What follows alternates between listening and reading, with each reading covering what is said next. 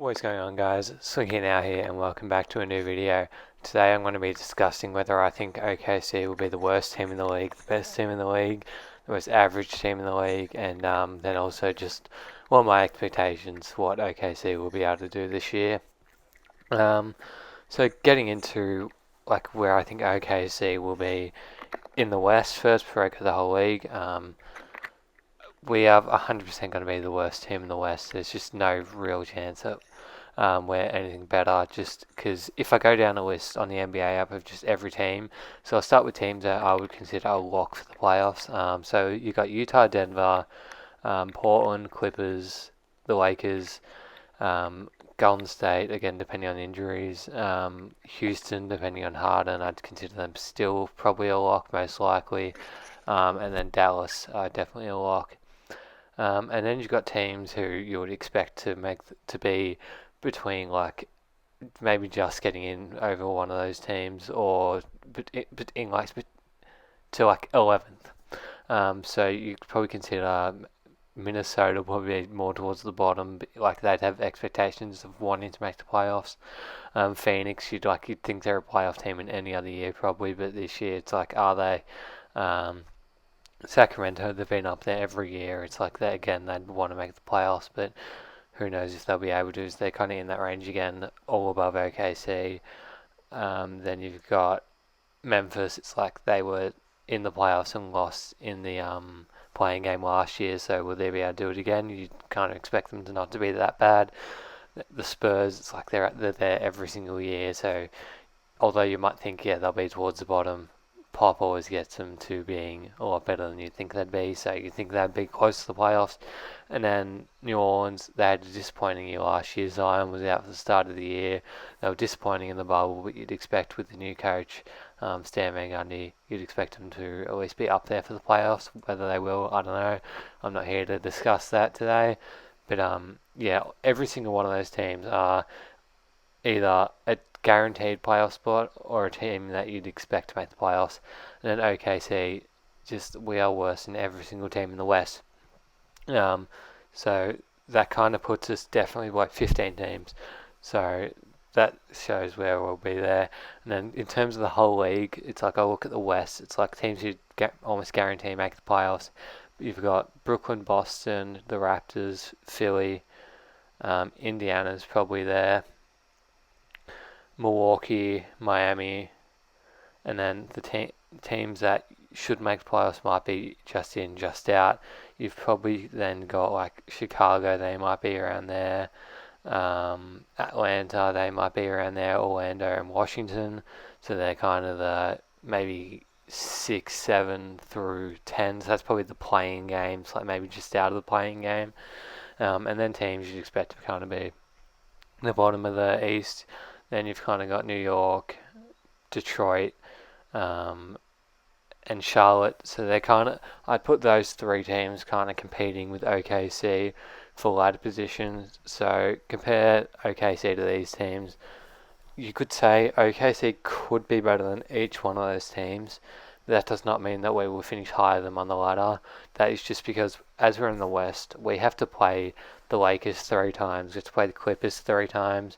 We've got to play all these teams 3 times. Then we've got to play Utah 4 times, Denver 4 times, Minnesota 4 times, and then just all these other teams that we have to play 3 times compared to, say, Charlotte having to play Washington 4 times, or 3 or 4 times. Charlotte having to play Cleveland 3 times. So when you compare like the season series, well, OKC will play the lower tier teams twice, they'll play them 3 times. So say we win 2 against Charlotte, Detroit could play them 3, 4 times, and if they win all of them, they have 4 games on their record. We could only get a possible 2.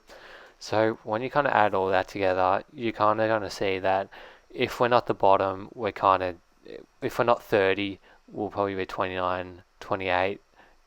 Like 28 is probably the highest we can go, just because of how competitive the league is right now.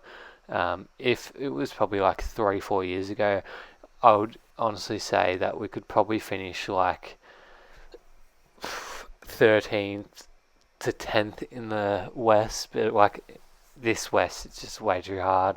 So the teams are going to be playing are going to be a lot stronger for us to go against, which means we will be, if not the worst team, one of the worst teams. Um, and then we kind of got to look towards next season. We're going to try and get a top pick. If we don't get it like a top 3 pick, we can then still look to trade up with all our future picks if we love someone that's going to go 1, 2, 3, something like that. But we'll definitely be like a top 5 pick. And then kind of the things that we need to look for this season is definitely not wins and losses. If you're a guy who only wants to watch wins and losses, it's probably not a year to follow the Thunder too close, watching every game. Probably just watch teams that are going to be exciting and stuff like that. But if you're a true Thunder fan, like myself, the things that you got to look for this year is just improvement of everyone. I want to see Shea go from like 19 points average to maybe like 23, 24. I want to see Lou Dort improve his shooting and just continue to be a lockdown defender. I want to see Darius Baisley just get better in every area, defense, offense, playmaking, shooting, just in every single area. I want to see him improve, and just all our rookies. I want to see them go from the first wherever they are, the very first game of their career. I want to see by game 72 them be better than they were in game 1. So it's just improvement for everyone across the board. And then kind of the vets like Al Horford and George Hill, if they can increase their trade value so we can trade them to a contender later in the season or in the off season, that's a plus for us. If they need to stay on the roster and just finish out their contracts, it's not the end of the world, because when, say, Al Horford, I think he's got 3 more years left on his contract, that might be more towards when we're trying to get better and we might need the money more. Right now, having a vet on the team, it's got to be helpful. If he can increase his trade value, that's a win. If you can't, and it's not necessarily a loss, he's just going to be taking up a lot of money and a roster spot. But we just kind of got to live with that. If we really need to get rid of him, we could probably chuck a pick in with him, and we could get rid of him if we're desperate. But at this point in time, having experienced vets on the team to help our young guys develop, it's all going to help. I feel like Al Horford is going to be a big help for Darius Baisley. Having an experienced guy like George Hill for our guards, our young blokes, is a great thing. Pokusevski and Al Horford, that's a great... Al Horford can be a great person to help and develop our young bigs slash power forwards. So just having these guys just to look forward to help us look forward to the future is something we got to look forward to, and just seeing development, not necessarily just focusing on wins and losses this year. So that's kind of where I believe OKC is going to end up this year around about. So will we be the worst team in the league? I would probably say most likely yes, but also we could be like just above. But we will be we will have the highest. I would say it is guaranteed we will have the highest odds for the number 1 pick. So thank you guys for watching. Hope you all enjoyed. If you want to see any other OKC videos, I dropped a video on OKC's training camp the other day, so make sure you go check that out. Watch any of my other videos.